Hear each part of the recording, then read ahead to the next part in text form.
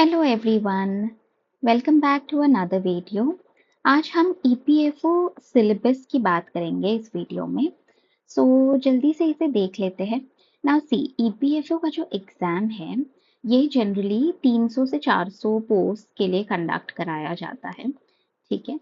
And this exam is generally held in December. इसके forms नवंबर around में आते हैं। अगर अभी हम जुलाई से दिसंबर तक का देखेंगे तो हमारे पास अप्रोक्सीमेटली 5 to 6 months है इस एग्जाम के लिए प्रिपेयर करने के लिए।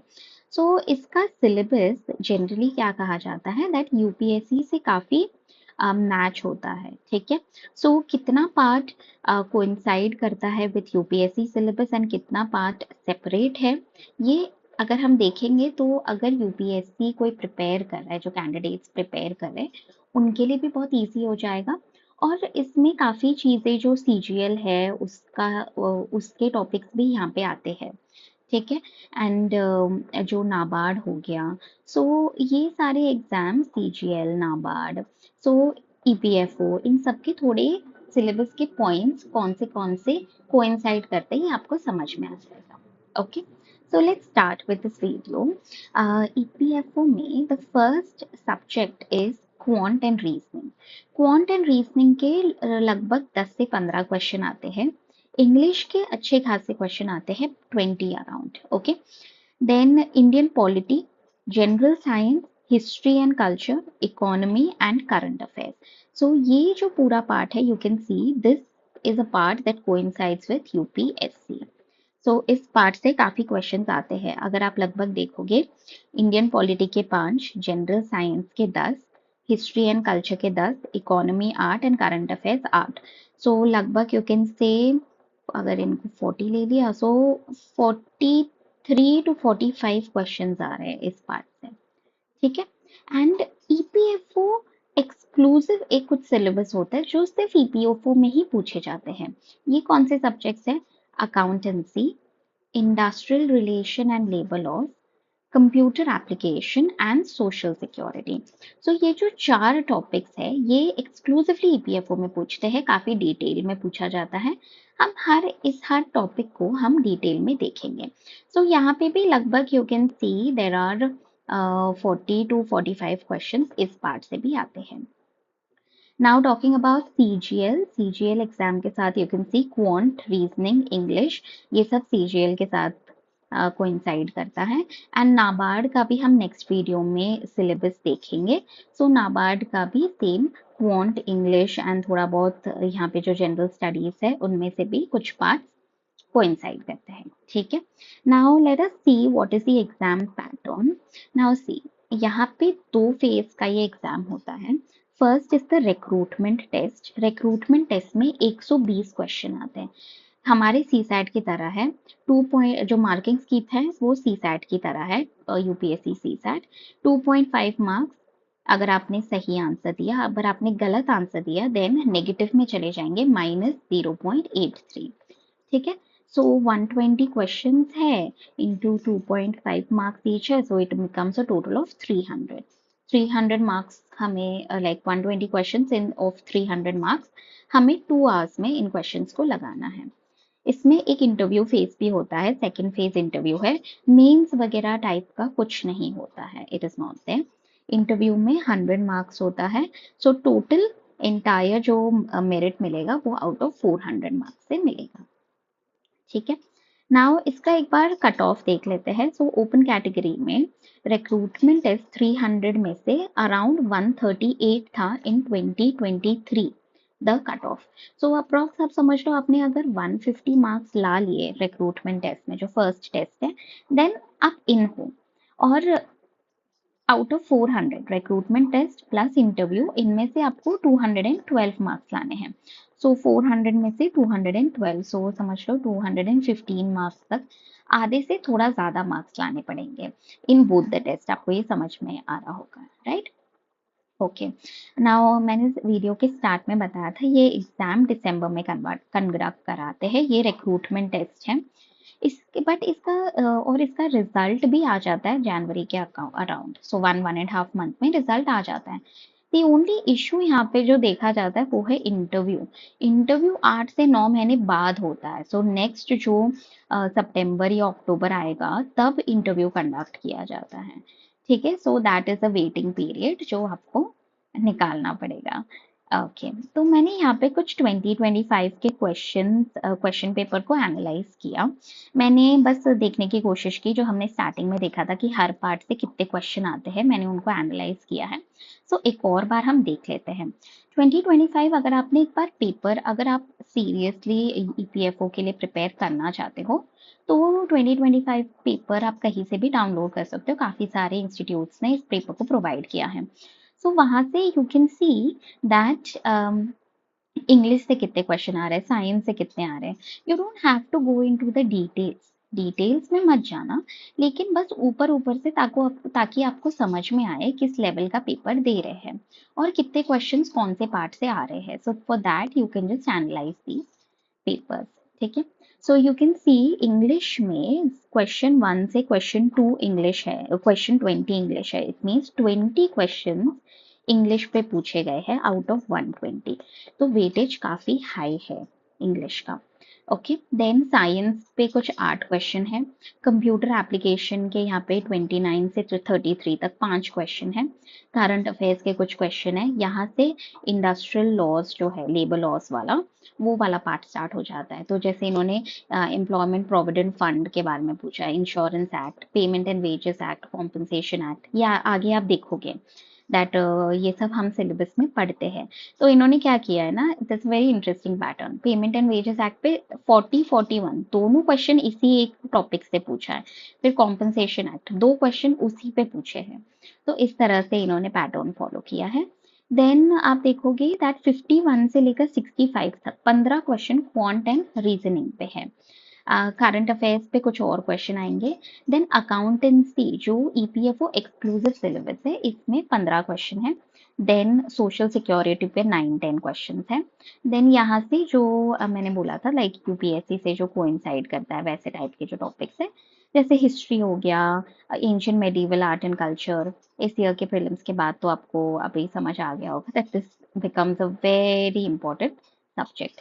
इंडियन पॉलिटी पे भी कुछ क्वेश्चंस है, करंट अफेयर्स पे क्वेश्चंस है। ठीक है, सो फाइनल एनालिसिस एक बार देख लेते हैं। इंग्लिश पे 20 questions, quant 15 questions, now polity 10 questions, history 9 questions. This includes modern history and ancient and medieval art and culture.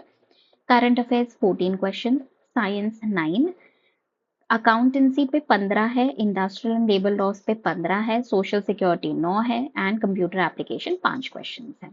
ठीक है, okay, so now let's see accountancy जो टॉपिक है उसमें कौन से डिफरेंट डिफरेंट इसके कंपोनेंट्स है जो हमें पढ़ने पड़ेंगे। पहला तो इंट्रोडक्शन टू अकाउंटिंग है।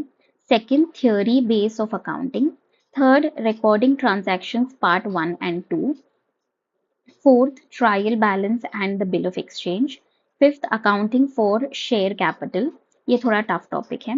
Then accounting for bonus and rights issue. Accounting for payback of shares. Introduction to accounting standard. Accounting standard for inventory. Accounting standard for revenue recognition. Accounting standard for property, plant and equipment. Then preparation of final company accountants. Income statement and balance sheet, ratio analysis and cash flow statement. ठीक है, तो यहाँ पे 15 topics है जो हमें accountancy में पढ़ने हैं। नाउ ये सब देख के आप बिल्कुल डरना मत। जनरली अकाउंटेंसी के लिए एनसीईआरटी बुक्स का बताया जाता है। एनसीईआरटी में क्लास 11th एंड 12th, ये 2 एनसीईआरटीज है जो अकाउंटेंसी में हमें जनरली पढ़ने चाहिए। तो ये सारे टॉपिक्स वहां से कवर हो जाते हैं। ठीक है, so this is like may be 2 weeks का टाइम लगेगा आपको ये सिलेबस कवर करने में, ये एक टॉपिक का। ठीक है, may be 10 to 14 days, not even 2 weeks, 10 to 14 days आप रख सकते हो, आप उसके अकॉर्डिंग प्लान कर सकते हो and you can finish this particular topic. Just एक बार हम देख रहे हैं पूरा सिलेबस ताकि आपको प्लानिंग में आसानी हो जाए। ठीक है, even if you don't know what is balance sheet, what is cash flow system, it's fine, you will come to know later. तो डरना नहीं है। हमने अगर आपने यूपीएससी की प्रिपरेशन की है then you know lot of subjects are there जो स्टार्टिंग में बहुत नए लगते हैं, but as and when you do it things get easy. ठीक है, चलो industrial relations and labour laws के कुछ टॉपिक्स देख लेते हैं। Overview of industrial relations, Indian labour force, second trade union, collective bargaining, industrial discipline, industrial conflicts and discipline. Next, settlement of industrial disputes, labor welfare, wages, workers' participation, management. International industrial relation, industrial health and safety, payment and wages act 1936, ये आपने देखा होगा 2025 में इस पे 2 question थे। Then minimum wages act 1948, trade union act 1926, factories act, industrial dispute act, code on wages, then industrial relations code, code on social security, occupational safety health and working conditions code. So इसमें से काफी सारे ये जो acts यहाँ से start हो जाते हैं, राइट? सो इन एक्ट्स को बेयर एक्ट से पढ़ना is what is suggested. Bare act मतलब जैसा एक्ट बना है उसको डायरेक्टली उसी से पढ़ लो, उसके एक्सप्लेनेशन वगैरह नहीं, बट उस एक्ट को साइड में खोलो एंड देन वहां से स्टडी करो। ठीक है, सो इसमें भी लगभग 10 to 15 डेज का अगर आपने अच्छे से इन्वेस्ट किया टाइम, देन ये पूरा industrial relations and labour laws finish हो सकता है। इस पे काफी बेसिक क्वेश्चंस ही पूछते हैं। ठीक है, okay. Next social security schemes है। इसमें कुछ अनएम्प्लॉयमेंट, रिटायरमेंट बेनिफिट्स, एनपीएस जैसे नेशनल पेंशन स्कीम हो गया, ग्रेच्युटी हो गया, तो इन सब के बारे में कुछ बेनिफिट्स के बारे में पढ़ना पड़ता है। Health and disability benefits, farmers and crop insurance benefit, benefit for underprivileged sections such as poor, widow, orphan children, employees compensation act, यहाँ से कुछ एक्ट स्टार्ट हो जाएंगे। Employ state insurance act, provident fund act, maternity benefit act, इस पे भी पूछे गए हैं 2025 में question, payment of gratuity act. तो ये कुछ और एक्ट्स है जिन्हें इन डिटेल पढ़ना होता है। एंड इन सोशल सिक्योरिटी कुछ जो गवर्नमेंट स्कीम्स है जो इस 1 ईयर में काफी हाईलाइट में थे, उनको भी बहुत अच्छे से पढ़ना होता है, बिकॉज उन पे भी क्वेश्चन आने के चांसेस इंक्रीज हो जाते हैं। नाउ रिमेंबर, जब आप ये सोशल सिक्योरिटी स्कीम्स पढ़ रहे हो और अगर आप एक यूपीएससी एस्पिरेंट हो, this will really benefit in your mains answer writing, because mains में एक टॉपिक होता है ऑफ सोशल जस्टिस, तो ये सोशल जस्टिस से काफी कोइंसाइड करता है। सो इस टॉपिक को आप अच्छे से उस डायरेक्शन में प्रिपेयर करके रख सकते हो। ठीक है, देन कंप्यूटर एप्लीकेशन हमने देखा था, ऊपर 5 क्वेश्चन पूछे गए थे।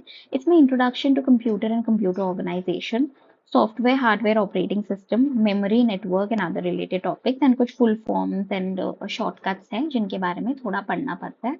इसके लिए तो 3 से 5 दिन is more than enough computer application के लिए। नेक्स्ट ऑडिटिंग एंड इंश्योरेंस, ये वाला भी एक पार्ट है जो अकाउंटेंसी के अंडर में ही क्वेश्चंस में मैंने तो इसको अलग से कुछ कैटेगराइज नहीं किया है, बट ये भी part is there in the syllabus. Introduction to auditing, classification of audit, company auditor, vouching, auditor's report, liability of an auditor and other topics, and insurance is the last topic. So इसमें भी थोड़ा सा आप दे सकते हो, 1 हफ्ता, 5 दिन, 5 to 7 days.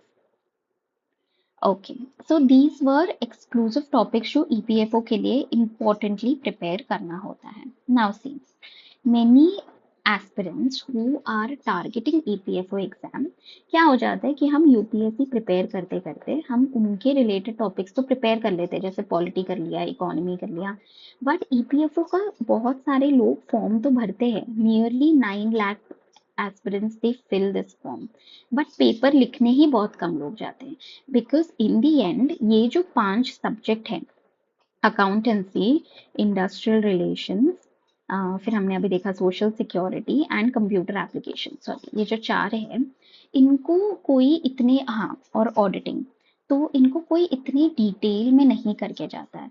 So last में क्या हो जाता है, दे फील दैट ओके ये तो हमने पार्ट कवर नहीं किया, इस पे से लगभग 45 क्वेश्चन आएंगे, so they leave this part, and अगर आप पेपर देने गए भी, then this will have a very big impact on your result.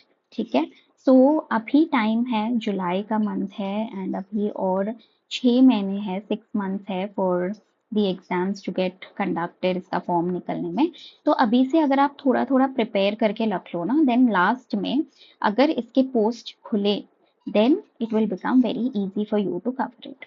Okay, ठीक है। अब क्वांट का सेम वैसा ही सिलेबस है। Now see, quant is something जो आपको हमेशा करके रख लेना चाहिए, बिकॉज ये काफी एग्जाम्स में सीजीएल, नाबार्ड, ये ईपीएफओ एंड देन यूपीएससी के सीसैट में भी ये हर जगह आपको काम आएगा। सो इसके जो बेसिक्स है वो आप क्लियर करके रख सकते हो। ठीक है, टॉपिक्स यहाँ पे आप पढ़ सकते हो, number system, simplification, LCM, percentage, profit and loss, time, distance, probability, number series etcetera. Reasoning भी सेम है।